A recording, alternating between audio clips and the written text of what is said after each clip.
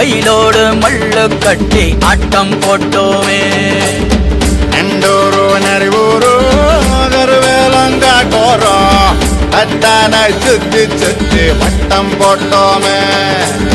பசி வந்தா குருவி முட்ட தண்ணிக்கு தேவங்குட்ட பறிப்போமே சோழ தட்ட புழுதிதான் நம்ம சட்ட புழுதிதான் நம்ம சட்ட.